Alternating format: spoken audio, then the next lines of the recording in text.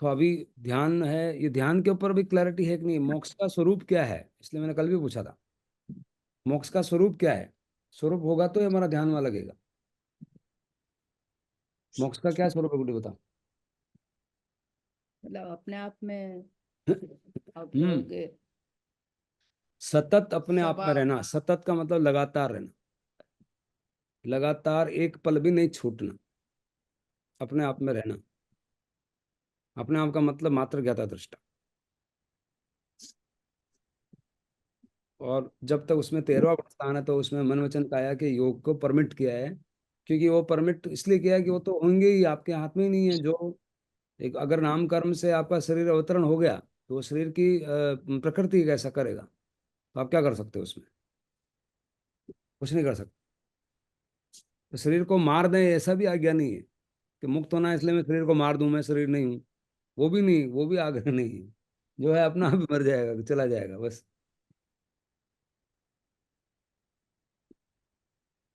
तो मोक्ष का स्वरूप सतत मात्र ज्ञाता दृष्टा में रहना। मात्र ज्ञाता दृष्टा एक बोलने का तरीका है, उसको मात्र ज्ञाता दृष्टा बोलो या साक्षी भाव बोलो या समभाव बोलो या वितरागता बोलो। मात्र ज्ञाता दृष्टा इसलिए जल्दी समझ में आता है कि ज्ञाता दृष्टा ही रहना है, और बिना प्रतिक्रिया के, कोई प्रतिक्रिया नहीं होनी चाहिए। क्रिया क्या है, मात्र ज्ञाता दृष्टा। और उसके ऊपर प्रतिक्रिया करते हैं, जो ही हम प्रतिक्रिया करते हैं विभाव में चले जाते हैं। तो आप क्रिया करो, और क्रिया एक ही है, केवल केवल देखना जानना, ये आपका स्वरूप है।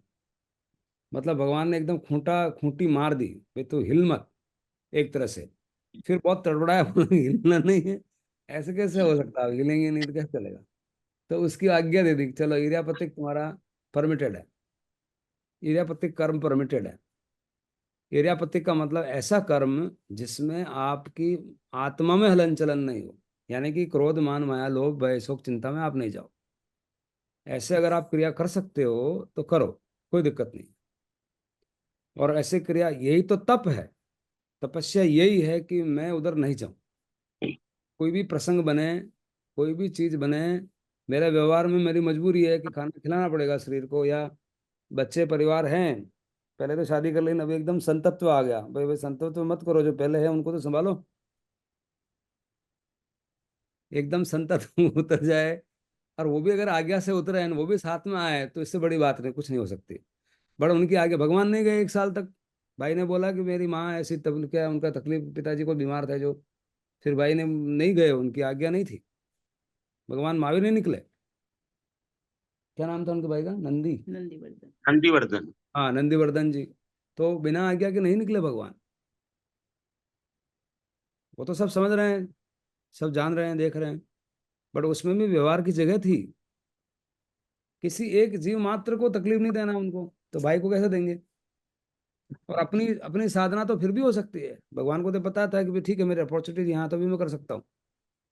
वहां भी वो अपने साधना में रत रहते थे, फिर बोला कि ये साधना में ही है, फुल फालतू इसका भी समय बिगड़ रहा है, हमारा ही समय बिगड़ रहा है। जो उसको भाई को समझ में आ गया, उसको जाने दो, जो करे जो।